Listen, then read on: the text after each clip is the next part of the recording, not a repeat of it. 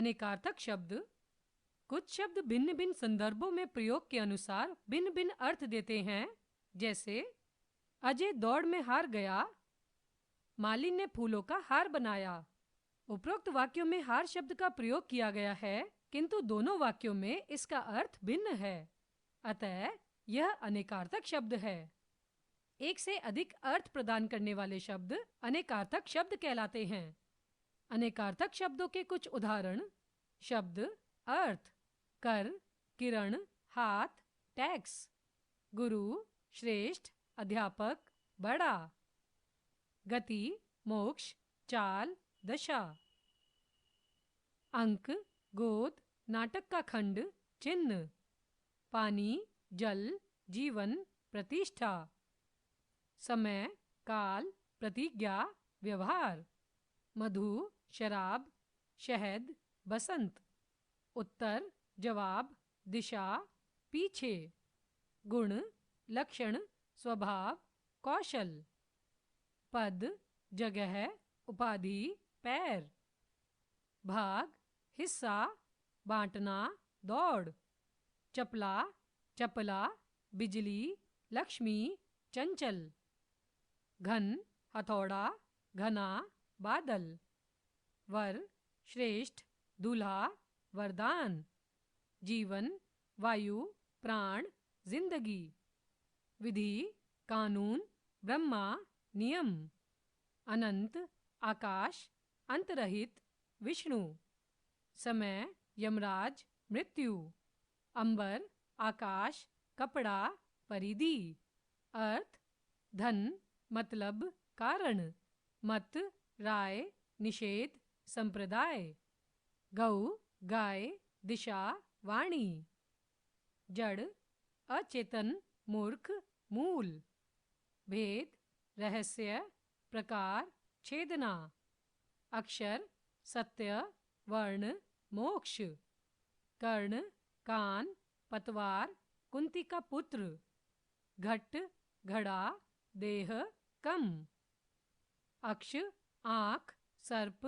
पहिया, रस, प्रेम, प्रकार, स्वाद, वार, दिन, आक्रमण, प्रहार, वर्ण, रंग, जाति, अक्षर, पत्र, चिट्ठी, पत्ता, पंख, नाग, सांप, हाथी, पर्वत, जलज, मछली, कमल, मोती।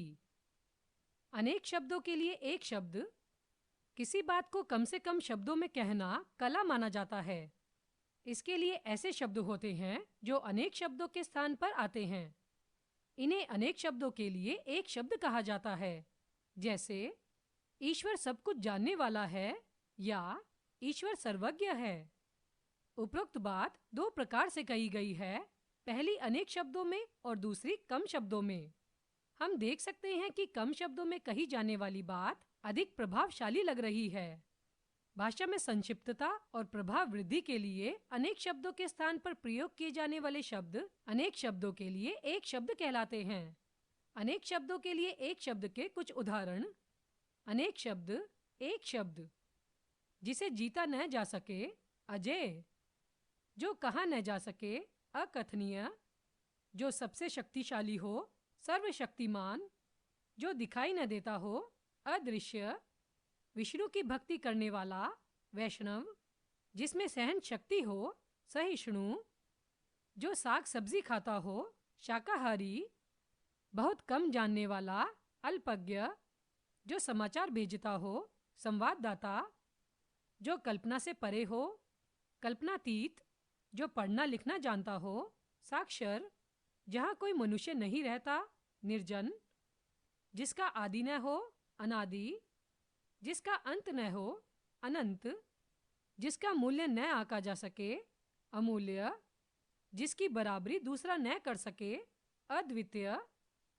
जिसकी धर्म में निष्ठा हो, धर्मनिष्ठ, जिसकी भगवान के प्रति आस्था हो, आस्तिक, जिसकी भगवान में आस्था न हो, नास्तिक, जिसका कोई शत्रु न हो, अजात शत्रु, नीति को जानने वाला, नीतिज्ञ, जिसके हाथ में चक्र हो, चक्रपाणी, जिसका वर्णन न किया जा सके, अवर्णनीय। जो बहुत बोलता हो, वाचाल। जिसने ऋण चुका दिया हो, उत्तीर्ण। जो संभव न हो सके, असंभव। जिसमें जानने की इच्छा हो, जिज्ञासु। जिसमें दया न हो, निर्दयी। जिसका निवारण कठिन हो, दुर्निवार। जो सहन न किया जा सके, असहम। जो इतिहास लिखता हो, इतिहासकार। जो पुत्र गोद लिया हो, दत्तक। जिसने इंद्रियों को जीत लिया हो, जितेंद्रिय। जिसका दमन न किया जा सके, अदम्य। जिसका भाग्य अच्छा न हो, भाग्यहीन। जो कम व्यय करता हो, अल्पव्ययी। जो किसी का पक्ष न ले, तटस्थ। दूसरे के सहारे जीवित रहने वाला, परोपजीवी। जो दूसरे लोग से संबंधित हो, पारलौकिक। जिसका कोई आधार न हो, निराधार। जिसमें शक्ति न हो, अशक्त। जिसके आर पार देखा जा सके, पारदर्शक। जो रोंगटे खड़े कर देने वाला हो, रोमांचकारी। जहां जंगली पशु निर्भय विचरण करते हैं, अभयारण्य। हमने सीखा, समान अर्थ प्रकट करने वाले शब्द पर्यायवाची शब्द कहलाते हैं। एक दूसरे का विपरीत अर्थ प्रकट करने वाले शब्द विलोम या विपरीतार्थक शब्द कहलाते हैं। ऐसे शब्द जो सुनने में एक जैसे प्रतीत हों, किंतु उनके अर्थ में भिन्नता हो, श्रुतिसम भिन्नार्थक शब्द कहलाते हैं। एक से अधिक अर्थ प्रकट करने वाले शब्द अनेकार्थक शब्द कहलाते हैं। भाषा में संक्षिप्तता और प्रभाव वृद्धि के लिए अनेक शब्दों के स्थान पर प्रयोग किए जाने वाले शब्द अनेक शब्दों के लिए एक शब्द कहलाते हैं। अनेका